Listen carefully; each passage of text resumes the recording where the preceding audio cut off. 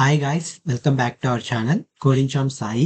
ఈ particular video వచ్చేసి తిరుపులి C20 వాళ్ళనమాట. Industrial management and smart technologies. Subject code వచ్చేసి 501, డిపార్ట్మెంట్ వచ్చేసి ట్రిపులి అనమాట. ఓకేనా. ఇక్కడ మనం చూసుకున్నట్లయితే ఫస్ట్ వెయిటేజ్ మీకైతే ఇక్కడ టోటల్ గా 7 యూనిట్స్ అయితే ఉన్నాయి.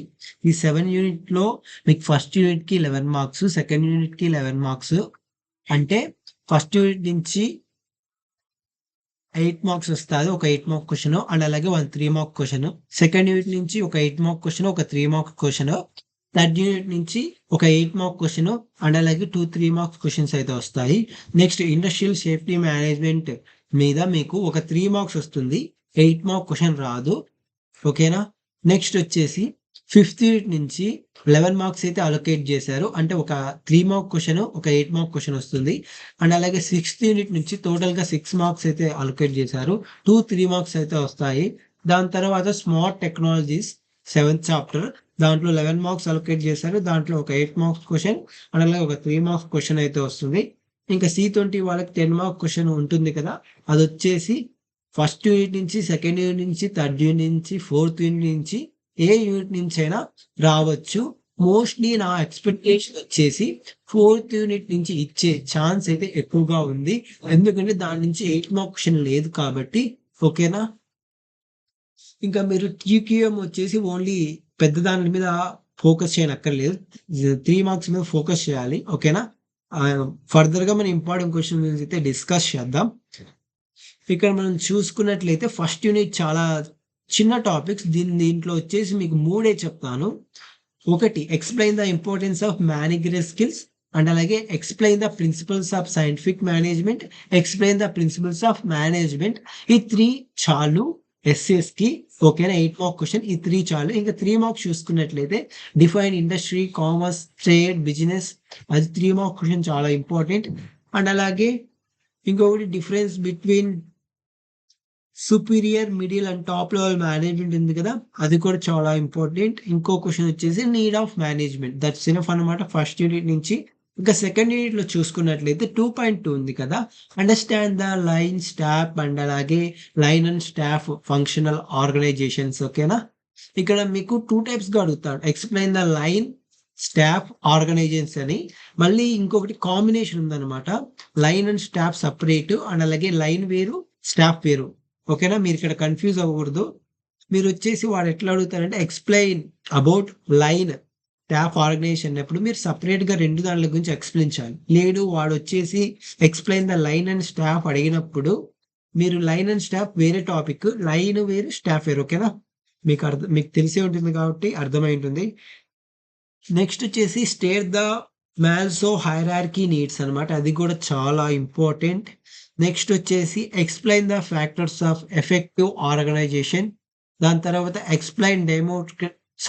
ఎక్స్ప్లెయిన్ డెమోక్రటిక్, ఆటోక్రటిక్ అండ్ అలాగే ఫ్రీ లైన్ స్టైల్ లీడర్షిప్. అవి చాలా ఇంపార్టెంట్ 8 మార్క్స్ కి. ఇంకా 3 మార్క్స్ చూసుకున్నట్లయితే నీడ్ ఆఫ్ ఆర్గనైజేషన్. దాని తర్వాత వచ్చేసి మీకు అడిగితే జాబ్ అనాలిసిస్ అంటే ఏంటి, డిస్క్రిప్షన్ అంటే ఏంటి, స్పెసిఫికేషన్ అంటే ఏంటి. ఇక్కడ డిఫరెన్స్ బిట్వీన్ డెలిగేషన్, డీసెంట్రలైజేషన్ ఉంది కదా, దాంట్లో గురించి డిఫరెన్స్ అడగచ్చు 3 మార్క్స్ కి.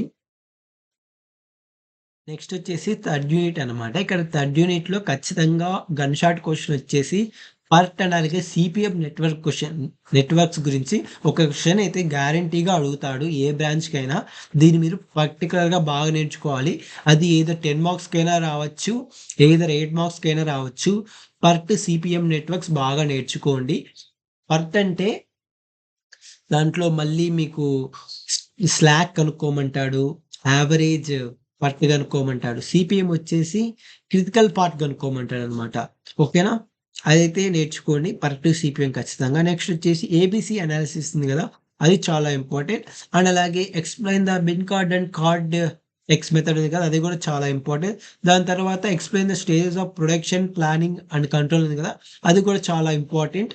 ఇవి నేర్చుకోండి. That's enough. 3 మార్క్స్ చూసుకున్నట్లయితే ఇక్కడ ప్రొడక్షన్ అంటే ఏంటి, ఒక్కొక్కసారి మీరు list the types of production అని అంటాడు. ఇక్కడ సింగిల్ బ్యాచ్ మాస్ ప్రొడక్షన్ ఉంది కదా, దాన్ని లిస్ట్ చేసి ఒక లైన్ డెఫినేషన్ రాస్తే సరిపోతుంది. ఓకే, దాని తర్వాత వచ్చేసి ఇండస్ట్రీ సేఫ్టీ మేనేజ్మెంట్ అనమాట. యాక్చువల్గా దీనికి అయితే 8 మార్క్ క్వశ్చన్ లేదు, ఓన్లీ 10 మార్క్ క్వశ్చన్ అయితే ఉంది. దీంట్లో 3 మార్క్స్ వచ్చేసి ఎక్కువ ఏమడుగుతాడంటే list out the different hazards in the industry అనమాట. అది చాలా ఇంపార్టెంట్. ఇక్కడ మీకు 10 మార్క్స్ అడిగితే ఏమడుగుతాడంటే explain direct and indirect cost of accident ఉంది కదా, అది కూడా అడగచ్చు. ఇంకొకటి క్యాస్ ఆఫ్ యాక్సిడెంట్ 10 మార్క్స్ అడిగే ఛాన్స్ ఉంది. ఇంకా మనం 5th యూనిట్కి వెళ్ళినట్లయితే ఇక్కడ మీకు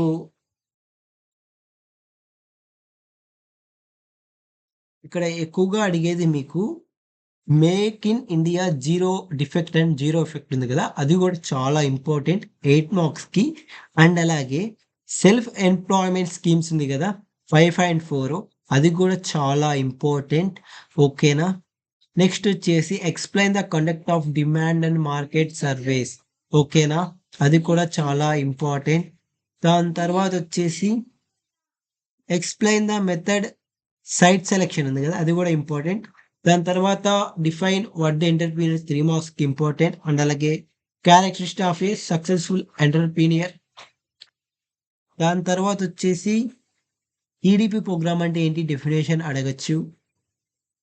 దీంట్లో మీకు వచ్చేసి టోటల్ క్వాలిటీ మేనేజ్మెంట్ ఉంది కదా, ఈ టోటల్ క్వాలిటీ మేనేజ్మెంట్లో మీకు ఎక్కువగా అడిగేది 3 మార్క్స్కే, 8 మార్క్స్ ఏం లేవు. దీంట్లో ఎక్కువగా అడిగేది మీకు ప్రిన్సిపల్స్ ఆఫ్ క్వాలిటీ అస్యూరెన్స్.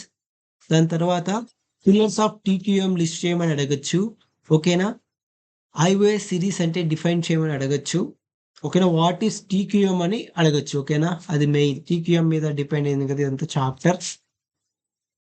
ఇంకా లాస్ట్ అండ్ ఫైనల్ వచ్చేసి స్మార్ట్ టెక్నాలజీస్ ఉంది కదా, దీంట్లో ఎక్కువగా ఓన్లీ 2 ఎస్ఎస్ఏ ఉన్నాయి. అవి వచ్చేసి కాంపోనెంట్స్ ఆఫ్ ఐఓటీ అండ్ అలాగే స్మార్ట్ ఎనర్జీ స్మార్ట్ గ్రిడ్ ఉంది కదా, దాంట్లో నుంచి అడగచ్చు. ఓకేనా, ఆ రెండు ఎక్కువగా ఇంపార్టెంట్. ఇంకా అడిగితే కీ ఫీచర్స్ ఆఫ్ ఐఓటీ అని ఎక్స్ప్లెయిన్ చేయమని అడుగుతాడు.